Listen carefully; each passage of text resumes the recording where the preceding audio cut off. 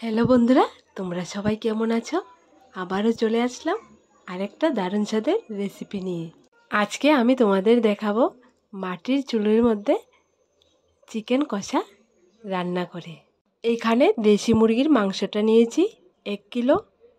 প্রথমে আমি মাংসটাকে ধুয়ে একদম পরিষ্কার করে নিয়ে নিলাম। মাংস বলি আর চিকেন বলি আমাদের সকলেরই প্রিয় একটা খাবার। তাহলে চলো শুরু করা যাক। প্রথমে আমি মাটির চুলোতে একটা প্যান বসিয়ে নিলাম। এর মধ্যে দিয়ে দিলাম পরিমাণ মতো তেল। এরপর তেলটা গরম হওয়ার পর দিয়ে দিলাম ধুয়ে রাখা মাংসগুলা। এরপর দিয়ে দিলাম পরিমাণ মতো হলুদ গুঁড়ো আর স্বাদ মতো লবণ। এরপর একটুখানি হলুদ গুঁড়োটা মাংসের সাথে ভালো করে মিক্সড করে নেব। এইখানে আমি চিকেন কষাটা ঠিক অন্যরকম করে তৈরি করে দেখাবো। এরপর দিয়ে দিলাম 2টো বড় সাইজের পেঁয়াজ কুচি। তোমরা বলতে পারো পেঁয়াজটা কেন আমি কাঁচাই দিয়ে দিলাম মাংসটার উপর, কারণ এখানে পেঁয়াজটা ভাজতে হবে না, মাংসের সঙ্গে পেঁয়াজটা ভাজা হয়ে যাবে। বন্ধুরা, তোমাদেরকে বলি আমার মতো করে এই চিকেন কষাটা একবার রান্না করে দেখবে, খেতে দারুণ স্বাদের হয়।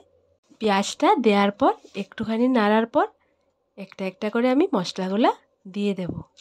এখানে প্রথমে আমি দিয়ে দিলাম পরিমাণ মতো আদা পেস্ট, রসুন পেস্ট, আর দিয়ে দিলাম পরিমাণ মতো ধনে গুঁড়ো, পরিমাণ মতো জিরে গুঁড়ো। বন্ধুরা, তোমাদেরকে বলি তোমরা যদি বেশি পরিমাণ মাংস নাও তাহলে তোমরা মাংসের পরিমাণটা বুঝে মশলাটা দেবে, তাহলে দেখবে মাংসের রান্নাটা খুবই স্বাদ হবে। আর দিয়ে দিলাম পরিমাণ মতো শুকনো লঙ্কার গুঁড়ো। সবগুলো মশলা যখন অ্যাড করা হয়ে যাবে তারপর হাতাটা দিয়ে ভালো করে মিক্সড করে নেব।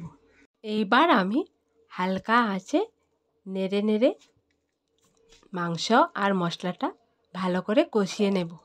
তোমরা যদি চাও একদম পারফেক্ট মাংস বা চিকেন কষা তৈরি করতে, তাহলে আমার এই রেসিপিটা একদম স্কিপ না করে পুরোটা ভিডিও দেখবে, তাহলে কম সময়ে একদম পারফেক্ট চিকেন কষা তৈরি করতে পারবে।